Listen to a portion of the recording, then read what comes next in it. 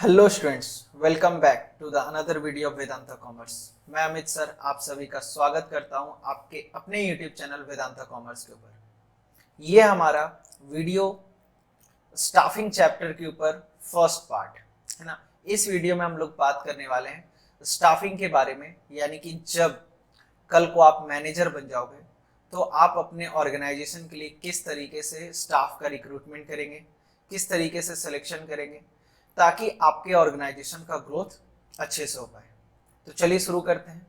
उससे पहले मैं आपको याद दिला दूं कि अगर आपने अभी तक इस चैनल को सब्सक्राइब नहीं किया है तो जल्द से जल्द सब्सक्राइब करें और अपने दोस्तों के साथ भी ये वीडियो जरूर से जरूर शेयर करें। तो चलिए अब बात करें स्टाफिंग की। तो स्टाफिंग जो है ये आपका फंक्शन ऑफ मैनेजमेंट, एक मैनेजर को फंक्शन ऑफ मैनेजमेंट परफॉर्म करना पड़ता है जैसा कि आप लोग जानते हैं, और ये थर्ड फंक्शन ऑफ मैनेजमेंट है। यानी कि पहला क्या है, प्लानिंग, फिर organising and third is staffing. अब स्टाफिंग की बात करें तो ये जो चीज स्टाफिंग, अगर ये अच्छे से नहीं किया गया ना तो बाकी के सारे फंक्शन बेकार हो जाते हैं। यानी कि बाकी के सारे फंक्शन आप अच्छे से परफॉर्म नहीं कर पाओगे। कहने का मतलब प्लानिंग करने के लिए, ऑर्गेनाइजिंग करने के लिए, डायरेक्टिंग करने के लिए या फिर कंट्रोल करने के लिए अपने ऑर्गेनाइजेशन को कहीं ना कहीं क्वालिफाइड स्टाफ का रिक्वायरमेंट होता है। एक वेल क्वालिफाइड स्टाफ का रिक्वायरमेंट होता है जो कि आपके ऑर्गेनाइजेशन के नीड को फुलफिल करे, जो कि ऑर्गेनाइजेशन की गोल अचीवमेंट में हेल्प करे और जो ऑर्गेनाइजेशन को अच्छे मुकाम तक पहुंचा पाए, ऑर्गेनाइजेशन के रिसोर्सेज को फुली यूटिलाइज कर सके। तो कहीं ना कहीं स्टाफिंग की बात करें तो स्टाफिंग बहुत ही इंपॉर्टेंट रोल प्ले करता है किसी भी smooth functioning of the organisation के लिए। क्योंकि अगर आपके ऑर्गेनाइजेशन में बेस्ट क्वालिफाइड एम्प्लॉयड नहीं है, उनके पास ट्रेनिंग नहीं है, उनके पास एक्सपर्टीज नहीं है, उनके पास नॉलेज नहीं है, तो कभी भी आप अपने ऑर्गेनाइजेशन को उस मुकाम तक नहीं पहुंचा पाएंगे जहां तक आप पहुंचाना चाहते हैं। इन शॉर्ट कहे तो ये आपके लिए सबसे मोस्ट इंपॉर्टेंट एक्टिविटीज में आता है, और इस चैप्टर में हम लोग इसी के बारे में बात करेंगे कि कैसे किसी ऑर्गेनाइजेशन में स्टाफ का सिलेक्शन किया जाता है और उनको सेलेक्ट करने के वक्त क्या के किन किन बातों को ध्यान में रखते हैं, और साथ ही साथ ये भी मेक श्योर करते हैं कि जब भी रिक्वायर्ड अमाउंट ऑफ स्टाफ है, जितने भी रिक्वायर्ड अमाउंट ऑफ पर्सोनेल्स हैं, वो राइट टाइम पे राइट पोजीशन पे अवेलेबल हो। कहने का मतलब ऑर्गेनाइजेशन जब लार्ज स्केल पे काम करता है तो अलग अलग जॉब रोल डिफाइन होते हैं। हर जॉब रोल के लिए अलग वर्क होता है, जैसे assistant manager, supervisor, superintendent, worker, manufacturing department में होते हैं, अकाउंटेंट होते हैं बहुत सारे। तो कहीं ना कहीं हर जॉब पोजीशन के लिए एक रिक्वायर्ड अमाउंट ऑफ क्वालिफिकेशन होता है, एक्सपर्टीज का रिक्वायरमेंट होता है, नॉलेज का रिक्वायरमेंट होता है। तो उसके हिसाब से ही जॉब का सिलेक्शन, एम्प्लॉय का सिलेक्शन होना चाहिए। कहने का मतलब कि अगर आपको अकाउंटेंट के लिए बंदे खोज रहे हैं, तो अकाउंटेंट के लिए अकाउंटिंग काम करने के लिए जो नॉलेज होना चाहिए उस बंदे को आना चाहिए, है ना। कहने का मतलब बेसिकली कि जो जॉब रोल है उस जॉब के लिए एक कुछ ना कुछ क्वालिफिकेशन का रिक्वायरमेंट होता है, और जब उसका सिलेक्शन करेंगे तो वो जो क्वालिफिकेशन है उसको जरूर हम लोग देखेंगे कि क्या वो बंदा वो क्वालिफिकेशन पोज करता है कि नहीं, क्या उसके पास वो एक्सपर्टीज है कि नहीं। तो स्टाफिंग की बात करें तो ये बहुत इंपॉर्टेंट भी हो जाता है इस पॉइंट ऑफ व्यू से भी, क्योंकि ऑर्गेनाइजेशन में फाइनेंस एज अ रिसोर्सेस आप यूज करते हो, फिजिकल रिसोर्सेस आप यूज करते हैं जैसे मशीन, जैसे रॉ मटेरियल, और आप टेक्नोलॉजी भी यूज करते हैं। मगर ये सारे रिसोर्सेस धरा का धरा रह जाएगा, एकदम अच्छे से यूज नहीं हो पाएगा जब तक आपके यहाँ ह्यूमन रिसोर्सेज अच्छे क्वालिटी का नहीं है। तो अगर आपके यहाँ वेल क्वालिफाइड स्टाफ नहीं है तो ये रिसोर्सेज किसी भी काम का नहीं है कि नहीं। तो कहीं ना कहीं अगर बात करें इस चैप्टर का इंपॉर्टेंस की, तो किसी भी मैनेजर को मैनेजमेंट एक्टिविटी परफॉर्म करने के लिए स्टाफिंग प्रोसेस बहुत अच्छे से करना पड़ता है। अगर वेल क्वालिफाइड स्टाफ आपके यहाँ नहीं है तो आपका ऑर्गेनाइजेशन गोल अचीव नहीं कर पाएगा। आपके ऑर्गेनाइजेशन में अगर वेल क्वालिफाइड स्टाफ है तो आप अपने कॉम्पिटिटर के साथ भी कॉम्पिटिट कर सकते हैं, क्योंकि आपको पता है कि कॉम्पिटिटर आप जितना भी रिसोर्सेज लगाएं, जितना भी फाइनेंस लगाएं, हो सकता है कि आपका कॉम्पिटिटर भी उतना लगा दे। आप जिस क्वालिटी का रॉ मटेरियल परचेज किए हो उसी क्वालिटी का रॉ मटेरियल वो भी परचेज कर ले।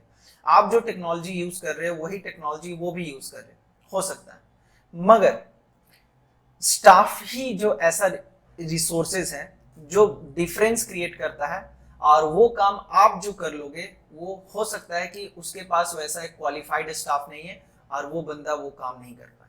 यानी कि दो कॉम्पिटिटर के बीच में जो डिफरेंस क्रिएट करता है वो ह्यूमन रिसोर्स ही क्रिएट करता है। अगर आपके यहाँ वेल क्वालिफाइड स्टाफ है तो आप अपने कॉम्पिटिटर से आगे निकल जाओगे, और अगर आपके यहाँ वेल क्वालिफाइड स्टाफ नहीं है तो आप अपने कॉम्पिटिटर को बीट नहीं कर पाओगे। तो फिजिकल रिसोर्सेस, फाइनेंशियल रिसोर्सेस को प्रॉपरली यूटिलाइज करने के लिए, एफिशिएंट मैनर में यूटिलाइज करने के लिए ऑर्गेनाइजेशन में कहीं ना कहीं ह्यूमन रिसोर्सेस का बहुत इंपॉर्टेंट रोल होता है, और इसी रोल के बारे में इस चैप्टर में हम लोगों को समझना है। तो आई होप कि आपको समझ में आ रहा होगा, और चलिए शुरू करते हैं और देखते हैं कि आपके चैप्टर का कंटेंट क्या क्या है।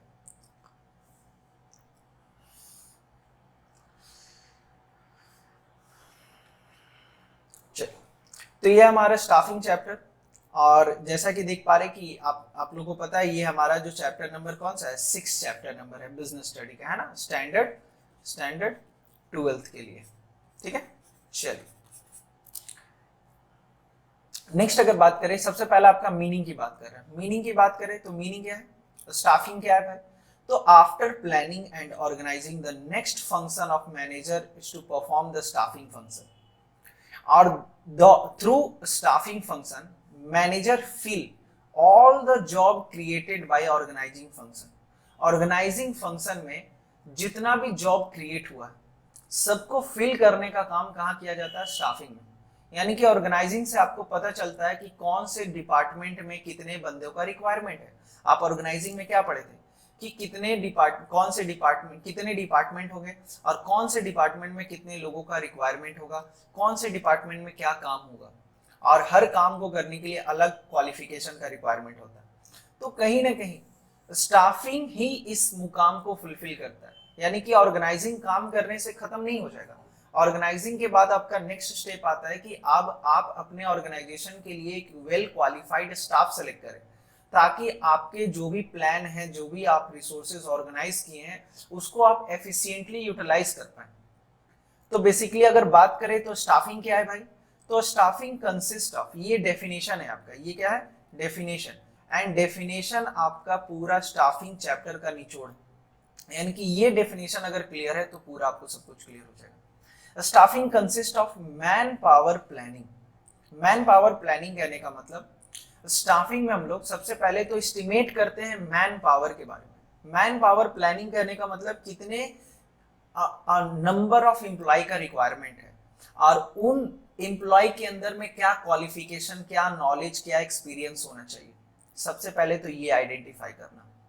मैन पावर प्लानिंग करने का मतलब आपके पास कितने एम्प्लॉय हैं और कितने लोगों का रिक्वायरमेंट है। आपके ऊपर वर्कफोर्स एनालिसिस करना एंड वर्क लोड एनालिसिस करना। वर्कफोर्स एनालिसिस मतलब होता है कि आपके ऑर्गेनाइजेशन में कितने बंदों का जरूरत है।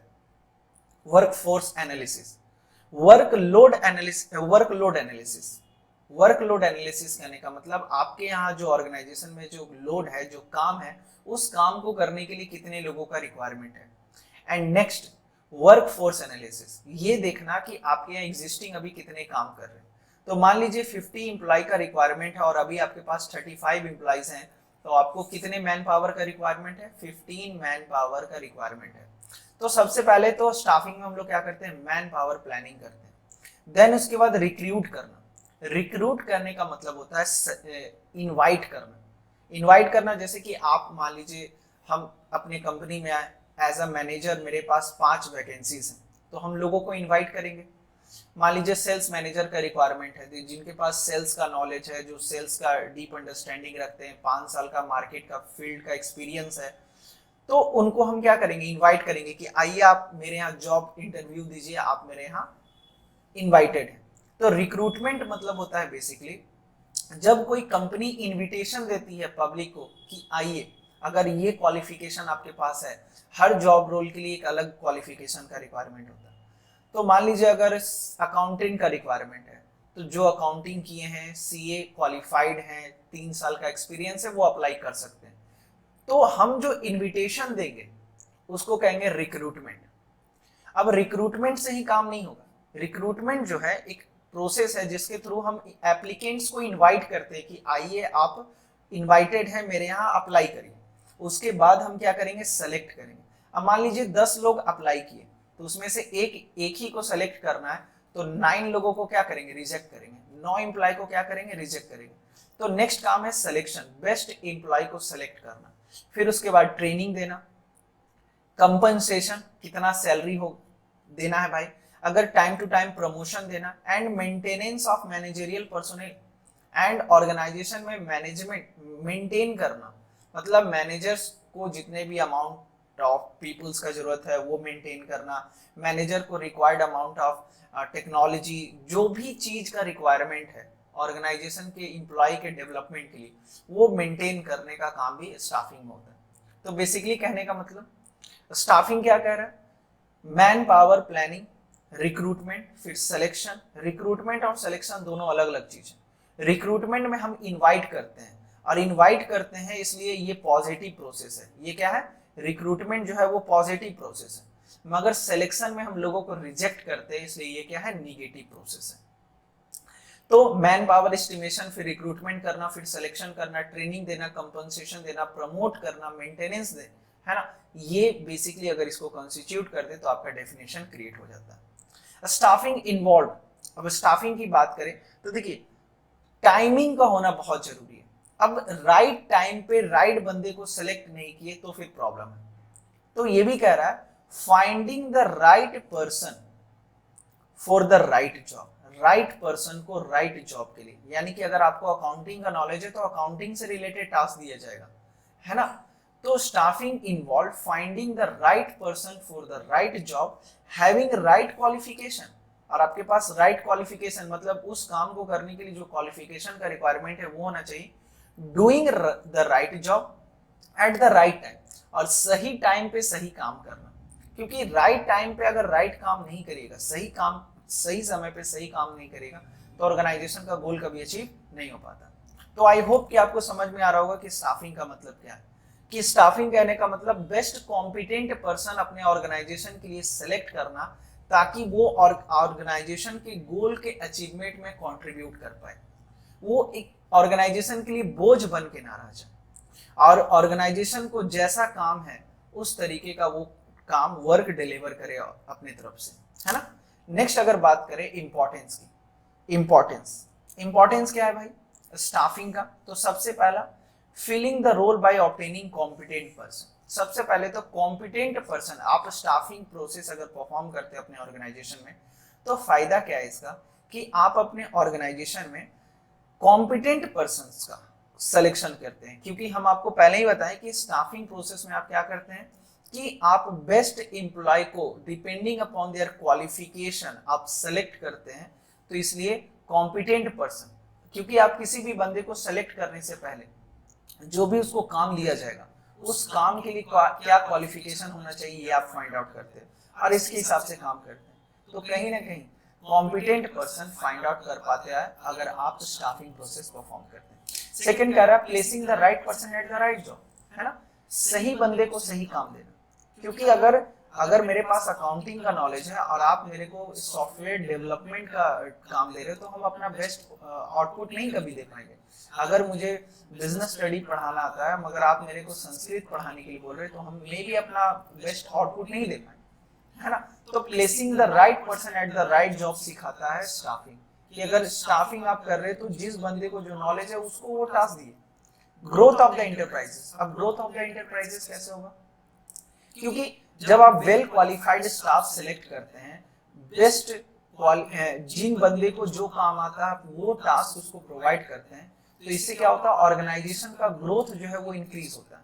क्योंकि सारे वेल क्वालिफाइड स्टाफ है आपके यहाँ हाईली क्वालिफाइड स्टाफ हैं, जिनको जो काम आता आप वही दे रहे हैं, वेल ट्रेन्ड है, तो कहीं ना कहीं वो अपने रिसोर्सेज को ना बेस्ट तरीके से यूटिलाइज करेगा और ऑर्गेनाइजेशन के ग्रोथ में हेल्प करेगा। ठीक है, नेक्स्ट कह रहा है optimum utilization of resources, human resources. Human resources का मैक्सिमम यूटिलाइजेशन होगा। जैसे फाइनेंशियल रिसोर्सेज, फिजिकल रिसोर्सेज, वो तो यूटिलाइज होता ही है, बट आप अगर सही बंदे को सही टास्क देते हैं तो इसका फायदा क्या है कि उसके नॉलेज का, उसके एक्सपर्टीज का बेस्ट आउटपुट आप ले पाओगे। अब मेरे पास अकाउंटिंग का नॉलेज है और आप मेरे को अकाउंट से रिलेटेड जॉब दिए, तो हम अपना एक्सपर्टीज को यूज करके अकाउंटिंग का सारा प्रॉब्लम सॉल्व कर देंगे।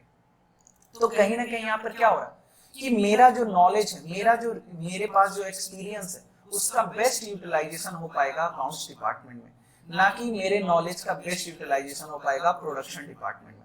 और अगर हमको प्रोडक्शन डिपार्टमेंट में भेज दिया गया तो हम तो ऐसे ही डरते रहेंगे कि भाई कहीं ऐसा ना हो कि मशीन मेरे ऊपर गिर जाए, क्योंकि मेरे को उस तरीके का कोई भी आदत नहीं है। हेल्प इन कॉम्पिटिटिंग, अपने कॉम्पिटिटर से कॉम्पिटिट करने में आपको हेल्प करता है। कैसे? क्योंकि आपको पहले ही बताया कि ह्यूमन रिसोर्सेज जो है यही चीज है जो डिफरेंस क्रिएट करता है आप में और आपके कॉम्पिटिटर में। फिजिकल रिसोर्सेज, फाइनेंशियल रिसोर्सेज, हो सकता है कि दोनों सेम क्वालिटी का यूज कर रहे हैं, पर अगर ह्यूमन रिसोर्सेज जिसके पास बेटर रहेगा वो ज्यादा अच्छे से काम कर पाएगा, ज्यादा अच्छे से अपने कॉम्पिटिटर के आगे निकल पाएगा।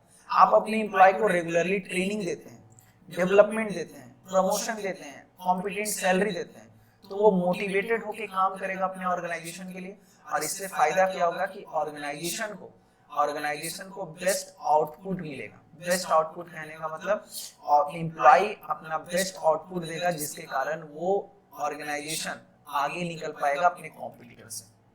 Improve job satisfaction and morale of the employ, जाहिर सी बात है जॉब सेटिस्फैक्शन इंप्रूव होता है। अब जैसे मान लीजिए मेरे को जो टास्क आता है वो टास्क आप मुझे दे रहे हैं, मेरे एक्सपीरियंस के आधार पे, मेरे नॉलेज के आधार पे आप मेरे को सैलरी दे रहे हैं। अगर हम अच्छा काम कर रहे हैं तो आप मेरे को प्रमोट कर रहे हैं, प्रमोशन दे रहे हैं, सैलरी इंक्रीमेंट दे रहे हैं, इंसेंटिव्स दे रहे हैं, फाइनेंशियल एंड नॉन फाइनेंशियल। अगर इंसेंटिव्स कहने का मतलब एक्स्ट्रा बेनिफिट्स सैलरी के अलावा, तो सैलरी जो मिल रहा है वो तो मिलता ही है। मान लीजिए अलग से हमको बोनस मिल गया, अलग से मेरा सैलरी इंक्रीमेंट हो गया, एक्स्ट्रा पैकेज मिल गया मेरे को अलग से, तो ये हो गया फाइनेंशियल इंसेंटिव्स। पर कुछ नॉन फाइनेंशियल इंसेंटिव्स होता है, जैसे कंपनी की तरफ से कार फैसिलिटी मिल गया, आपको घर से लाएगा, घर ले जाएगा। फिर उसके बाद आपको मेडिकल फैसिलिटीज दे रहा है आपको और आपके फैमिली को, फॉरेन ट्रिप आपको दे रहा है कंपनी अपनी तरफ से। तो यहाँ पर भी पैसा खर्च होता है, मगर कंपनी का पैसा खर्च होता है, आप क्या करते हैं सर्विसेज को एंजॉय करते हैं। तो ये एक तरीके का इंसेंटिव्स है, क्योंकि आप काम कर रहे हो तभी आपको ऐसा मिल रहा है। तो इंसेंटिव्स है, मगर ये क्या है नॉन फाइनेंशियल इंसेंटिव्स। तो मोरल ऑफ द एम्प्लॉय को बूस्ट अप करने के लिए स्टाफिंग ये भी कहता है कि आप उनको वही काम दीजिए जो आता है, प्लस उनको ट्रेनिंग दीजिए, डेवलपमेंट दीजिए, प्रमोशन दीजिए, इंसेंटिव्स दीजिए, ताकि उनका और मोरल बूस्ट और जॉब सेटिस्फैक्शन हो। एंड लास्ट क्या कह रहा है, key to effectiveness of other function. Key to effectiveness of other function. Other function यहाँ पर क्या है, अदर फंक्शन मतलब planning, organising, directing and controlling. तो प्लानिंग, ऑर्गेनाइजिंग, डायरेक्टिंग, कंट्रोलिंग को अच्छे से परफॉर्म करने के लिए आपको वेल क्वालिफाइड स्टाफ होना चाहिए आपके पास। और वेल क्वालिफाइड स्टाफ तभी आएगा आपके पास जब आप अपने ऑर्गेनाइजेशन में जो स्टाफिंग का काम जो है वो बेस्ट पॉसिबल मैनर में आप कर रहे हो, यानी कि अपने ऑर्गेनाइजेशन के एम्प्लॉय को बेस्ट पॉसिबल तरीके से सेलेक्ट कर रहे हैं, है ना। नेक्स्ट है आपका next topic staffing and human resource management. एकदम सिंपल है। आज के डेट में क्या होता है ना, स्टाफिंग को थोड़ा एडवांस बोल दिया गया और उसको बोलते हैं ह्यूमन रिसोर्स मैनेजमेंट। जैसे मान लीजिए आप छोटे से ऑर्गेनाइजेशन में काम कर रहे हो, छोटा ऑर्गेनाइजेशन है आपका, आप एक फैक्ट्री के मालिक हैं, एक छोटा सा फैक्ट्री है, वहां पे 10 वर्कर काम करते हैं और एक अकाउंटेंट है, काम आपका इतने में हो जाता है, और एक मैनेजर है। तो इस केस में आपके पास ज्यादा लेंदी प्रोसेस नहीं है। तो आप क्या करोगे, किसी भी एम्प्लॉय को जब सेलेक्ट करना है तो मैनेजर को ही बोल देंगे कि मैनेजर भाई ये एम्प्लॉय को सेलेक्ट करना है, एक एम्प्लॉय आया है, इंटरव्यू ले लीजिए और काम कर लीजिए। तो ये जो मैनेजर अकेले अपना काम भी कर ले रहा और एम्प्लॉय को सेलेक्ट भी कर ले रहा है, तो इसको कहेंगे स्टाफिंग। मगर जब लार्ज स्केल पे आप काम करते हो, वेरी लार्ज स्केल पे, मल्टीपल इंडस्ट्रीज हैं आपके, अलग अलग अलग अलग कंट्रीज में अलग अलग इंडस्ट्री सेटअप करके रखे हैं, जैसे सैमसंग हो गया, एप्पल हो गया, माइक्रोसॉफ्ट हो गया, अमेजोन हो गया, फ्लिपकार्ट हो गया, पतंजलि हो गया। तो कहीं ना कहीं यहाँ इस तरीके के ऑर्गेनाइजेशन जो बहुत लार्ज स्केल पे काम करते हैं, उनके यहाँ अलग से एक डिपार्टमेंट ही होता है। क्योंकि इस तरीके के ऑर्गेनाइजेशन में लाइक टाटा इंडस्ट्रीज में लाखों एम्प्लॉय काम करते होंगे, टीसीएस में लाखों एम्प्लॉय काम करते होंगे। तो इन एम्प्लॉयज को सेलेक्ट करने के लिए, अब बताओ 10 लाख एम्प्लॉय को सेलेक्ट करना क्या मामूली बात है? कहीं ना कहीं इसको सेलेक्ट करने के लिए एक अलग से डिपार्टमेंट का रिक्वायरमेंट होता है, और वो जो डिपार्टमेंट का क्रिएशन करते हैं उसको बोलते हैं ह्यूमन रिसोर्स मैनेजमेंट। तो ह्यूमन रिसोर्स मैनेजमेंट जो है एक स्पेशली एक डिपार्टमेंट क्रिएटेड होता है बाय ऑर्गेनाइजेशन, जिस डिपार्टमेंट का काम होता है कि क्वालिफाइड लोगों का सिलेक्शन करना। इस डिपार्टमेंट का काम क्या होता है? सबसे पहले तो मैन पावर का एस्टिमेशन, जो काम स्टाफिंग में सीखे, स्टाफिंग में क्या सीखे? मैन पावर एस्टिमेट करना, रिक्रूट करना, सिलेक्शन करना, ट्रेनिंग एंड डेवलपमेंट देना एंड प्रमोट करना, है ना। तो सेम काम एचआरएम में भी होता है, मगर उससे थोड़ा एडवांस लेवल पे होता है, क्योंकि एक अलग से डिपार्टमेंट है। और साथ ही साथ चूंकि अगर आप स्मॉल स्केल पे काम कर रहे हैं तो वो स्टाफिंग हो जाएगा, और अगर आप लार्ज स्केल पे काम कर रहे हैं तो वो क्या हो जाएगा? ह्यूमन रिसोर्स मैनेजमेंट हो जाएगा। बस यही डिफरेंस है ना। तो सिंपली होता क्या है यहाँ पे कि एचआरएम जो डिपार्टमेंट है वो मैन पावर को सेलेक्ट करता है, मैन पावर को एस्टिमेट करता है कि कितना है, कितने का रिक्वायरमेंट है, और उसके हिसाब से सिलेक्शन करता है। और ये भी ध्यान रखता है कि जितने भी बंदे को सेलेक्ट करना है उसके लिए क्या नॉलेज उसके पास होना चाहिए। और एचआरएम का एक और काम क्या होता है? Liaison with outside world, liaison with government. इसका मतलब क्या होता है? अब जैसे आपको पता है कि हमारे देश में 18 साल से कम उम्र के बच्चे को काम पे नहीं रखा जा सकता। तो ये किसका काम है? एचआरएम डिपार्टमेंट का काम है ये मेक श्योर करना कि हम जो भी इंप्लॉय सेलेक्ट करेंगे 18 ईयर से बिलो का नहीं होना चाहिए, नहीं तो लीगल फॉर्मेलिटीज फॉलो करना पड़ जाएगा। या फिर आज के डेट में हमारी सरकार अभी रिसेंटली अमेंडमेंट लाई है, चेंजेस लाई है कि ग्रेजुएशन जो है, जो ग्रेजुएट किया हुआ है, जो ग्रेजुएट इंप्लॉय है, उसको आप 15,000 या फिर एग्जैक्ट डाटा तो याद नहीं है, मान लीजिए 15,000 रुपया से कम सैलरी नहीं दे सकते। फिर उसके बाद अगर कोई 10th पास है तो उसको इतना से कम नहीं दे सकते, 10,000, है ना। तो इस तरीके का कोई गवर्नमेंट का रूल्स एंड रेगुलेशन है रिगार्डिंग एम्प्लॉय, तो उसको भी ट्रैक करना, उसके ऊपर भी ध्यान रखना, ये किसका काम होता है? ह्यूमन रिसोर्स मैनेजमेंट का काम होता है। तो human resource management is the part of management process, है ना। डेफिनेशन अगर की बात करें तो part of management process which develop and manages the human element. ये किसको मैनेज करता है? ये मैनेज करता है ह्यूमन एलिमेंट को of the enterprises considering their knowledge. क्या कंसीडर करता है? Knowledge, skill, creativity, talent and potential for contributing towards organizational objective. Organization के ऑब्जेक्टिव को में कितना आप कंट्रीब्यूट कर सकते हैं, ये मेक श्योर करता है कौन? Human resource management. Human resource management involve determining the organization need. क्या करता है? ऑर्गेनाइजेशन डिटरमाइन करता है ऑर्गेनाइजेशन के नीड को ऑफ ह्यूमन रिसोर्सेज। पहले तो नीड, ह्यूमन रिसोर्स क्या करता है? Determine the organization need of human resource, कि कितने ऑर्गेनाइजेशंस में कितने लोग ऑर्गेनाइजेशन में रिक्वायर्ड है। फिर उनको रिक्रूट करना, सेलेक्ट करना, select the best employee, training देना, developing, compensating and rewarding the employee. It also include activities related to license with the government and trade union, है ना। क्या करता है एचआरएम? मैन पावर एस्टिमेट करना, बेस्ट एम्प्लॉय का recruitment करना, फिर बेस्ट एम्प्लॉय का सिलेक्शन करना, उनको ट्रेनिंग देना, उनको डेवलपमेंट देना, उनको कंपनसेशन देना, रिवॉर्ड करना। और एक और काम क्या बताया? Liaison with government and trade union. Trade union के साथ लिंक बना के रखना। ट्रेड यूनियन क्या होता है? तो अब जहां पर जैसे 1000-2000 वर्कर काम करते हैं तो उनके वर्कर का एक लीडर होता है, तो उन लीडर्स के साथ भी टाई अप रखना। या फिर बहुत सारे एजेंट होते हैं जो वर्कर सप्लाई करते हैं। जैसे मान लीजिए अचानक से मेरे हम एक एचआरएम के डिपार्टमेंट के मैनेजर हैं और मेरे कंपनी में एक बहुत लार्ज स्केल पे ऑर्डर आया जिसके लिए हमको 500 एम्प्लॉय चाहिए एक महीने के लिए। तो सिर्फ एक महीने के लिए 500 एम्प्लॉय कहाँ से आएगा? तो उस केस में क्या करेंगे, एचआरएम डिपार्टमेंट जो है वो बात करेगा ट्रेड यूनियन वालों से कि हमको 500 एम्प्लॉय चाहिए, इतना दिन के लिए चाहिए, तो वो मेरे को सप्लाई कर देंगे। तो इस तरीके से गवर्नमेंट का rules and regulation trade union के साथ लिंकअप बनाने का काम करता है एचआरएम। तो एचआरएम एंड स्टाफिंग अलग नहीं, दोनों सेम ही है, बस स्टाफिंग जो है वो स्मॉल स्केल पे होता है और एचआरएम जो है वो लार्ज स्केल पे होता है। यानी कि लार्ज स्केल के ऑर्गेनाइजेशन की बात कर रहे हैं तो वहां पर एचआरएम हो गया, पर अगर स्मॉल स्केल के ऑर्गेनाइजेशन की बात कर रहे हैं तो वो स्टाफिंग हो गया, है ना। नेक्स्ट, ये लास्ट टॉपिक है आज के वीडियो का हमारा, activities of the human resource management. क्या एक्टिविटी परफॉर्म करता है ह्यूमन रिसोर्स मैनेजमेंट? तो पहला एक्टिविटी है ह्यूमन रिसोर्स प्लानिंग। सबसे पहला ह्यूमन रिसोर्स का पहला काम क्या होता है? Human resource planning. प्लानिंग कहने का मतलब एस्टिमेट करना, नंबर ऑफ एम्प्लॉय एस्टिमेट करना, and type of employ. Type of employ कहने का मतलब कि ऑर्गेनाइजेशन में किस तरीके का बंदे का रिक्वायरमेंट है, कितने लोगों का रिक्वायरमेंट है और उनके पास क्या क्वालिफिकेशन होना चाहिए। दूसरा, recruitment and selection and placement. फिर रिक्रूट करना, इनवाइट करना, फिर उनको सेलेक्ट करना और उसको प्लेसमेंट देना। अब प्लेसमेंट के बाद क्या आता है? Career growth. कैरियर ग्रोथ में आपका आता है ट्रेनिंग एंड डेवलपमेंट, है ना। ट्रेनिंग एंड डेवलपमेंट देना। भाई कैरियर ग्रोथ तभी होगा जब आप ट्रेनिंग दे रहे हैं एम्प्लॉय को।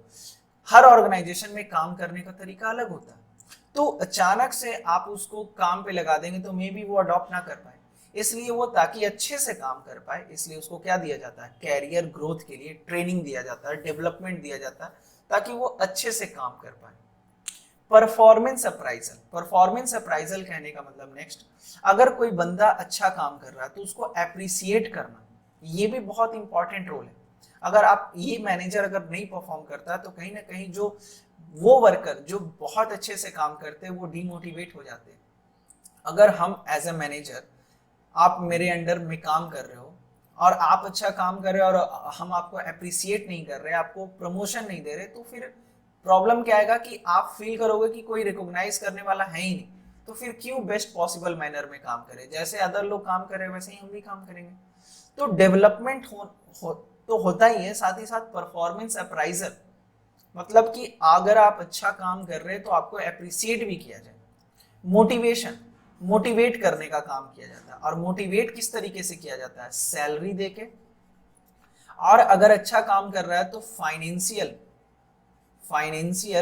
एंड नॉन फाइनेंशियल इंसेंटिव्स भी देके मोटिवेट किया जा सकता है। Financial and non financial incentives देके मोटिवेट किया जा सकता है।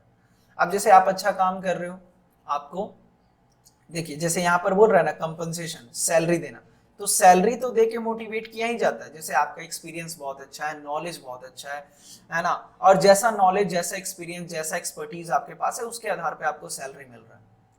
मगर आपको मोटिवेटेड रखने के लिए इंसेंटिव्स भी आपको मिलना चाहिए, और इंसेंटिव्स दो तरीके का होता है, financial incentives and non financial incentives.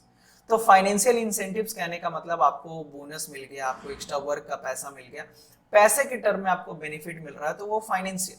And non financial कहने का मतलब होता है, इंसेंटिव्स कहने का मतलब सैलरी के अलावा आपको आपके बच्चे का स्कूल फी पे कर दिया ऑर्गेनाइजेशन, पैसा नहीं दिया आपको मगर आपके बच्चे के लिए स्कूल का इंतजाम कर दिया, या फिर आपके मेडिकल एक्सपेंसेस का बिल पेमेंट कर दे रहा, आपके लिए क्वार्टर का अरेंजमेंट कर दिया, आपको अलग से 3 BHK का फ्लैट दे दिया, 4 व्हीलर दे दिया कंपनी की तरफ से, तो इसको क्या कहते हैं? Non financial incentives. और सबसे most important point, social security. Social security मतलब जॉब सिक्योरिटी, है ना, कि कल को भाई ऐसा ना हो कि आज हम काम कर रहे हैं और कल को मेरे को निकाल दे, कल को हम तैयार होके आए सूट बूट पहन के और मैनेजर कह रहा है कि ये लीजिए, आपके टॉप मैनेजर जो बोल रहे हैं वो कह रहे हैं कि जाओ आज के बाद मत आना। जॉब सिक्योरिटी होना बहुत जरूरी है। और जॉब सिक्योरिटी साथ ही साथ अगर मान लीजिए जॉब करते करते कुछ मिस हैपनिंग हो गया तो उस केस में कंपनी आपको सपोर्ट दे रही है, आपके फैमिली को सपोर्ट दे रही है, आपको सपोर्ट दे रही है, तो इस तरीके का सिक्योरिटी भी बहुत रिक्वायर्ड है, तभी एम्प्लॉय जो है वो मोटिवेटेड रहते हैं। जैसे मान लीजिए हम काम कर रहे थे एज ए प्रोडक्शन डिपार्टमेंट में, एज ए एम्प्लॉय काम कर रहे थे, कुछ अनहैपनिंग हो गया और मेरे साथ, या फिर मेरा डेथ हो गया मान लीजिए, तो उस केस में क्या होगा, अदर एम्प्लॉय जो है वो देखेंगे कि आखिर कंपनी का क्या एक्शन रहा, कंपनी क्या डिसीजन ली, और कंपनी जो है इग्नोर कर दिया, उसके फैमिली को किसी भी तरीके का सपोर्ट नहीं दिया, है ना। जो एम्प्लॉय का डेथ हुआ उस एम्प्लॉय को किसी भी तरीके का सपोर्ट नहीं दिया गया, किसी भी, देखो इमोशनल लॉस कवर नहीं हो सकता मगर फाइनेंशियल लॉस जरूर कवर हो सकता है। तो कंपनी इतना तो कर सकता है ना कि कम से कम फाइनेंशियल लॉस कवर कर दे, एक अमाउंट, लमसम अमाउंट पेमेंट कर दे, ताकि एम्प्लॉय को लगे कि जो देख रहा है एम्प्लॉय उसको लगे कि नहीं चलिए कल को अगर मेरे साथ ये घटना होगा तो कम से कम मेरे फैमिली को तो इतना मिल जाएगा, है कि नहीं। तो इस तरीके का सोशल सिक्योरिटी, जॉब सिक्योरिटी का होना बहुत जरूरी है। तो आज के वीडियो में बस इतना ही। आई होप कि आपको समझ में आया होगा। मिलते हैं नेक्स्ट वीडियो में और आगे हम लोग बात करेंगे ऑर्गेनाइज स्टाफिंग प्रोसेस के बारे में। Till then, thank you so much, bye bye, take care.